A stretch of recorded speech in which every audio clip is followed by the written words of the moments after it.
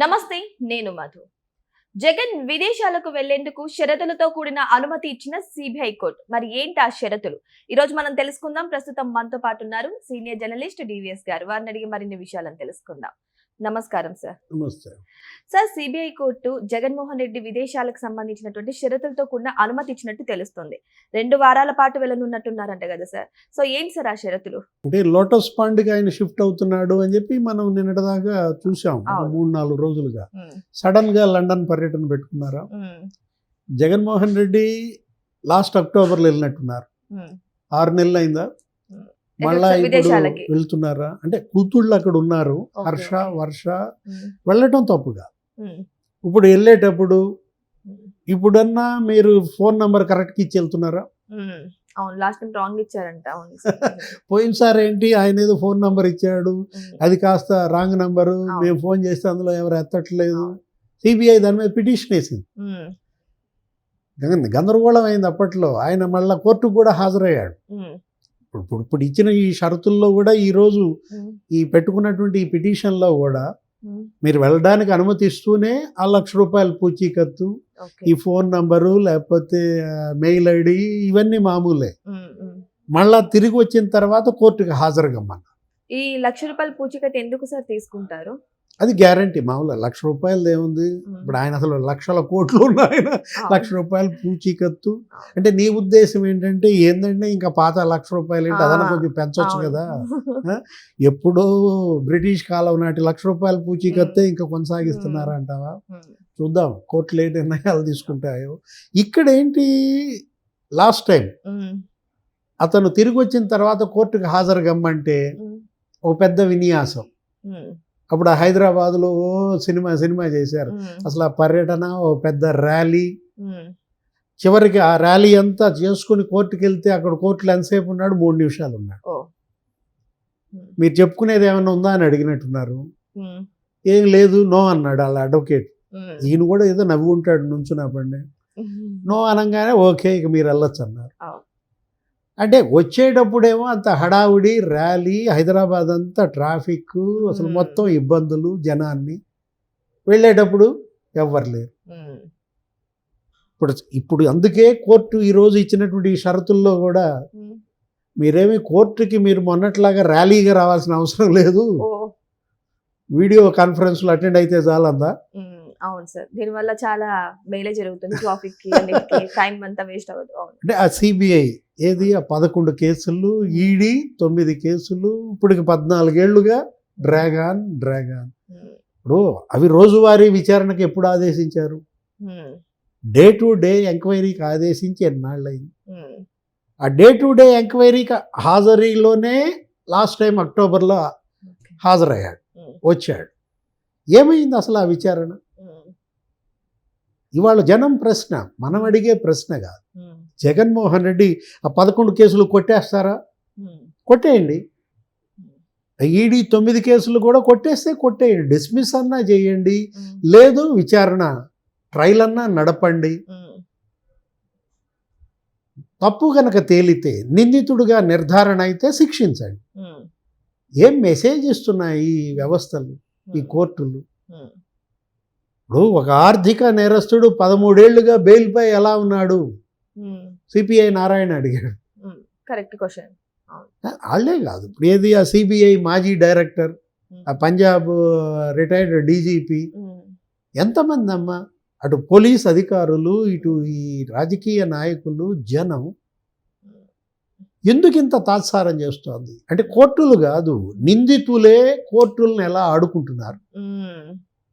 136 discharge పిటిషన్ల.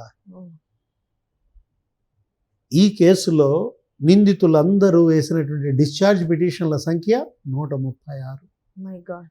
అంటే వాటన్నిటిని విచారించాలంటే 136 ఏళ్ళు పట్టుదా? ఈలోపు గాయబ్, ఎవరుంటారు, ఎవరు పోతారు? అంటే ఏంటి మీరు ఇచ్చే సందేశం? అతను ఆర్థిక నేరస్తుడా కాదా? 6 దేశాలకు మనీ లాండరింగ్ జరిగిందా లేదా? సిబిఐ 6 దేశాలకి లెటర్ ఆఫ్ రొగేటరీస్ పంపిందా లేదా? ఏమయ్యాయి ఆ LORs? ఇప్పుడు మారిషస్, లేకపోతే హాంకాంగ్, మొత్తం బ్రిటిష్ వర్జీనియా ఐలాండ్స్, ఆ దేశాలకి మీకు అక్కడి నుంచి వచ్చిన సమాధానం ఏంటి? నెక్స్ట్ ఇంకా ఫర్దర్ కరస్పాండెన్స్ ఏమి నడిపారు? ఏ విధంగా మనీ లాండరింగ్ జరిగింది? 1,00,000 కోట్లు ఆయన అవినీతి సంపద అన్నారు. సిబిఐ 43,000 కోట్లని అఫిడవిట్ వేసింది. ఆ 43,000 కోట్లు జప్తు చేశారా? ఇప్పుడు వేరే ఆర్థిక నేరస్తుల పట్ల ఇవే కోర్టులు ఎలా పనిచేశాయి? ఏ విధంగా చర్యలు తీసుకున్నాయి? విజయ్ మాల్యా ఎక్కడున్నాడు? London. Nirav Modi London. Chokshi London. Lalit Modi London. అంటే ఈ ఆర్థిక నేరస్తులందరికీ అదొక స్వర్గధామంగా, అక్కడ వాళ్ళు డ్యాన్సులు వేస్తూ వీడియోలు వదలడం, ఇక్కడ భారతదేశంలో ఉన్న ప్రజలు అవి చూసుకోవటమా? అంటే 1,000 కోట్లు బ్యాంకులకు ఎగ్గొట్టిన ఆర్థిక నేరస్తుల్ని ఇంతవరకు తీసుకురాలేకపోవడం వ్యవస్థ వైఫల్యం కాదు. ఇవాళ జనంలో చర్చ ఏది? ఒక తోపుడు బండాడు వాడేదో తప్పు చేస్తేనే మీరు అరెస్ట్ చేసి లోపలికి వెళ్ళి ఆ అరటిబడులు అమ్ముకునేటువంటి వాడు చిన్న చిన్న మిస్టేక్స్ కూడా తీసుకుపోయి జైళ్లలో పెట్టి వాళ్ళని అన్ని హింసలు పెడుతున్నారే. అప్పుడు సమర్థవంతంగా పనిచేస్తుందని మాత్రం చెప్తారు సార్. అండ్ ఇంకొక విషయం సార్, జగన్మోహన్ రెడ్డి గారు విదేశాలకు వెళ్ళడానికి పర్మిషన్ తీసుకున్నారు సిబిఐ దగ్గర. కారణాలు ఏమని ప్రొడ్యూస్ చేశారు సార్? అసలు కారణాలు ఏమని చెప్పారు? ఒకవేళ విదేశాలకు వెళ్ళొచ్చాక ఈ లోటస్ పాండ్కి వెళ్తారా, లేకపోతే లోటస్ పాండ్లో అడుగు పెట్టాక విదేశాలకు వెళ్తారా? కూతుళ్ళు అంటే అక్కడ మళ్ళా హ్యూమానిటీ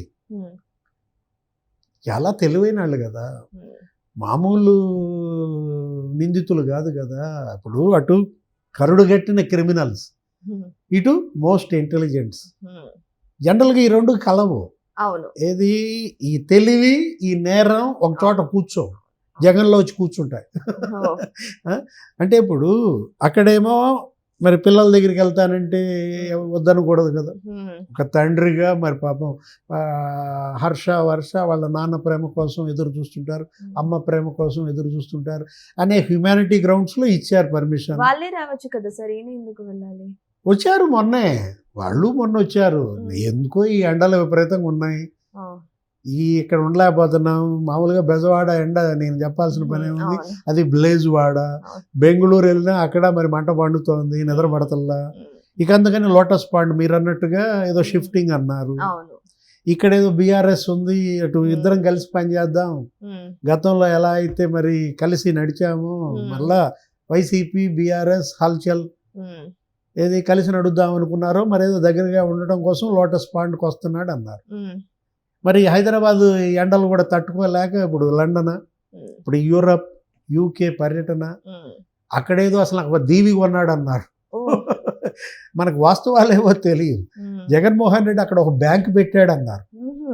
రకరకాల ప్రచారం, అక్కడ మందులు వాడుతున్నాడు అంటారు.